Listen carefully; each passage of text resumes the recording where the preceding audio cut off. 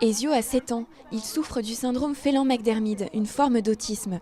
Ce samedi matin, au contact de Gabi, son quotidien compliqué est un peu oublié. Dès les premières séances d'équitation, les bienfaits du contact avec les animaux se font sentir pour tous ces enfants atteints de différents handicaps. C'est que du bonheur, hein. Des sourires, des apaisements qui durent en plus sur 2 ou 3 jours après, nous disent les familles.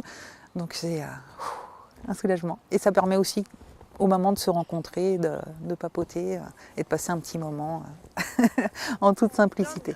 Et ça permet à tout le monde de pouvoir un peu libérer, lâcher un petit peu prise et puis ne pas être jugé surtout, c'est ça aussi. Nathalie Casanova a créé avec une autre maman l'association Moi, Toi, Nous Ensemble 74. Le réseau de parents d'enfants handicapés se renforce ainsi dans la région et la collaboration avec Alicia se poursuit comme une évidence. L'ex-miss est passionnée d'équitation. Son association Prestige Poney sauve des chevaux maltraités ou abandonnés. Au début, c'est compliqué parce que ni les chevaux étaient formés pour, et les enfants non plus ne savaient pas comment ça allait se passer, ni même nous. Moi, je suis juste présidente de l'association, j'ai aucun diplôme dans le monde du handicap. Donc voilà, on est formé par les parents qui sont présents avec nous tous les dimanches. Et c'est vrai que oui, il y a une évolution incroyable des enfants qui sont venus là début du printemps et au jour d'aujourd'hui ils se tiennent tout seuls à Poney. Moi, ce qui me tient à cœur vraiment aussi dans cette collaboration avec l'association, c'est que c'est aussi une double thérapie, c'est-à-dire que nous, ce qu'on vient prendre en fait et ce que peut nous apporter Alicia avec ses poneys et ce qu'on prend pour nos enfants, c'est aussi quelque chose qui apporte aux poneys. Des moments hors du temps, hors du quotidien, qui ont lieu chaque semaine dans le pays rauchois. Ça nous fait beaucoup de bien et puis je pense aussi même pour les parents. Voilà, en général ça se passe dans le calme, ça se passe très bien, on est très bien entourés. Elle est joyeuse, puis elle oublie tout quoi. C'est un moment de partage. Les séances s'achèvent cet hiver, elles reprendront au printemps. Des retrouvailles attendues pour les poneys et les enfants. Ça va bien dans le contexte.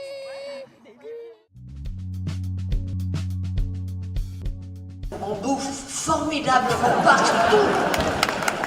À Lyon, c'est formidable. Jane Fonda, séduite par la gastronomie lyonnaise et par l'accueil qui lui a été réservé à l'occasion de la remise de son prix Lumière.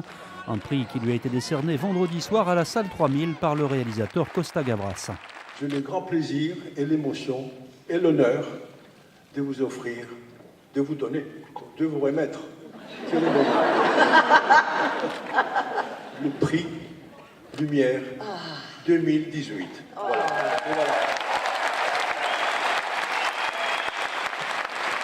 Jane Fonda, très sensible à la philosophie du festival.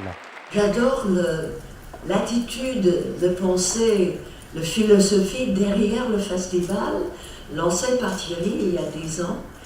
J'adore que c'est pas compétitif. C'est vraiment un festival sur l'amour du cinéma. Le cinéma, un art. Un festival qui s'est achevé hier à la Halle Tony Garnier avec la projection du film Les raisins de la colère, hommage de Jane à son père Henri Fonda.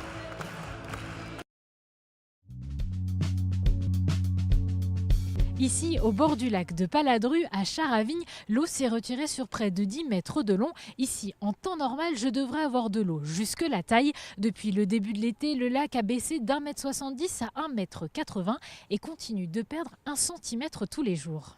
Sur les bords du lac, il est simple de se rendre compte des conséquences de cette baisse. Les pontons sont bien au-dessus du niveau de l'eau ou l'apparition de cette grande plage à Charavigne.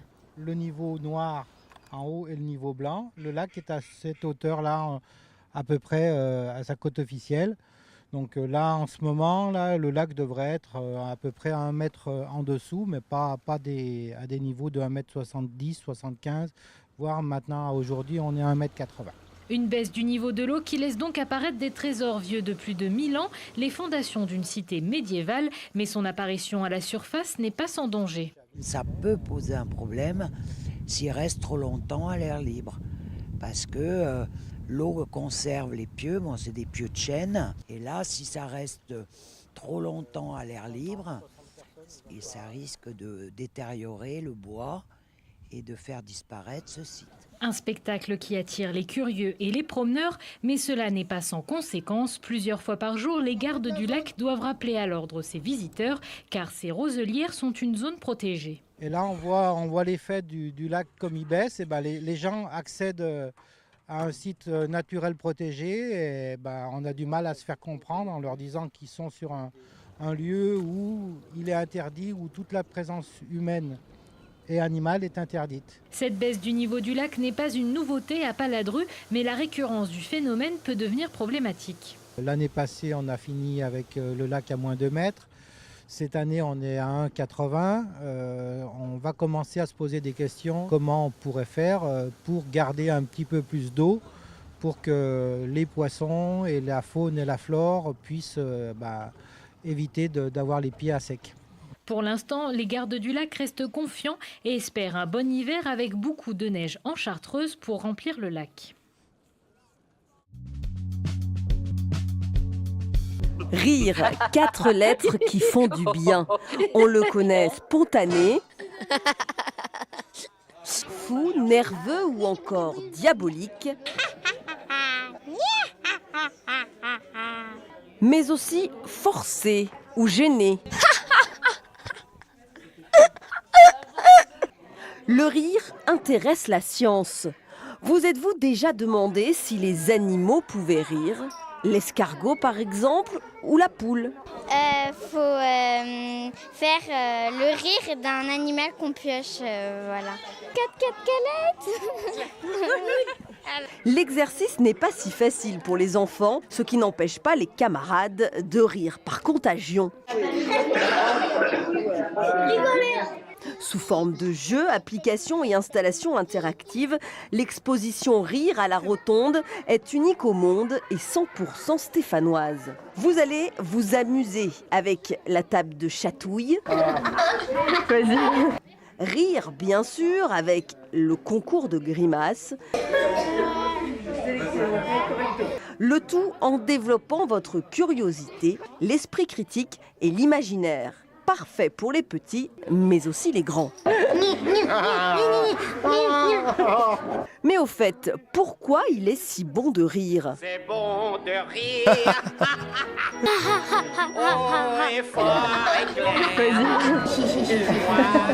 Ça rend de meilleure humeur, tout simplement. Rire, ça favorise une meilleure circulation du sang, ça favorise une meilleure respiration aussi.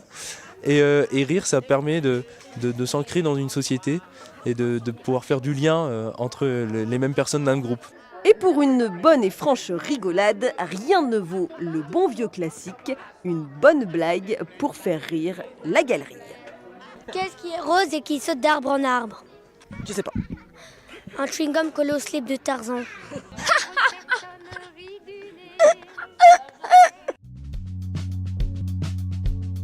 Alors c'est les 50 ans du Pont d'Aurec et on fait à ces 50 ans avec une inspection générale.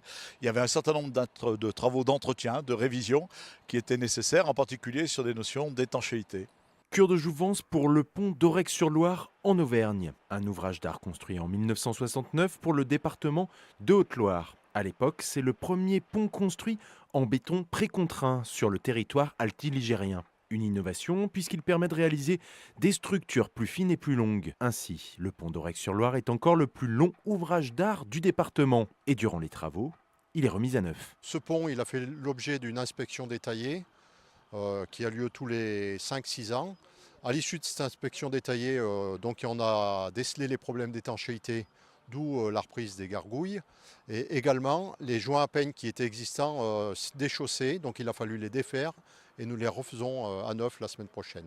Pour remplacer les joints d'étanchéité qui suivent la dilatation du pont, les travaux ont été prévus en période de vacances scolaires pour limiter les contraintes. 3 semaines nécessaires pour que le pont reparte sur 50 ans de service.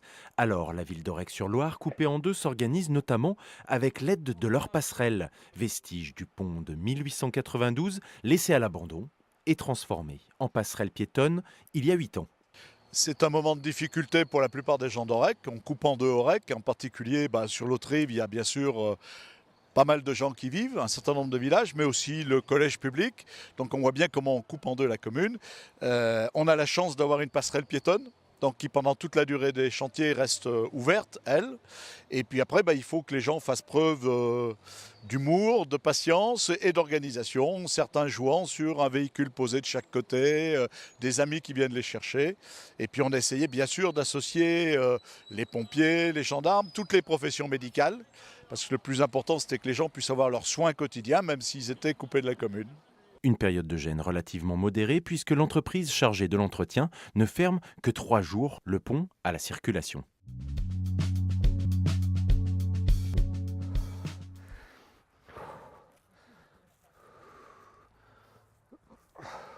Surnommé l'homme en noir, l'arbitre est surtout un travailleur de l'ombre. Hakim Ben Eladj, 40 ans, officie depuis 2011 dans l'élite du football français.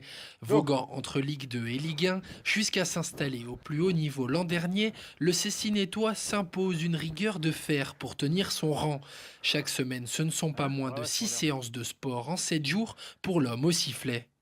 Je m'impose à durcir l'entraînement pour qu'après en match, je sens que je suis proche de l'action, je veux avoir la capacité à accélérer quand j'en ai envie, en fonction du déplacement du ballon, parce que l'arbitre sur le terrain, qu'est-ce qu'il fait? Il est constamment entre 10 et 15 mètres du ballon. Donc sa priorité, si le ballon va vite, l'arbitre court vite. Et pour aller vite, celui à qui on prêtait des caractéristiques propices à l'athlétisme va vite. Policier municipal en disponibilité, Hakim Ben Eladj arrive sur le tard dans le monde très fermé des juges du football. À 18 ans, il donne le coup d'envoi d'une carrière qui l'emmènera au plus haut niveau. Sportif, évidemment, Hakim doit aussi son ascension au fait d'être méticuleux dans son travail. Un physique, mais surtout un mental indispensable au costume. Courir, c'est pas simplement la fonction d'arbitre. Nous, on a une préparation mentale, on a une préparation tactique au travers des montages vidéo, de toute la préparation qu'on peut avoir de nos matchs. Donc tout ça, c'est un travail qui demande énormément de temps. Mais il n'y a pas que le physique, il y a la préparation mentale avec le coach mental, parce qu'on a la fédération nous met à disposition un coach mental pour préparer au mieux nos matchs. Des matchs en professionnel, l'Isérois en comptera bientôt de 100. Celui qui avoue ne pas savoir quand il donnera les 3 coups de sifflet finaux de sa carrière ne préfère pas y penser. Tant que le corps répondra, Hakim continuera de tout donner pour vivre de sa passion.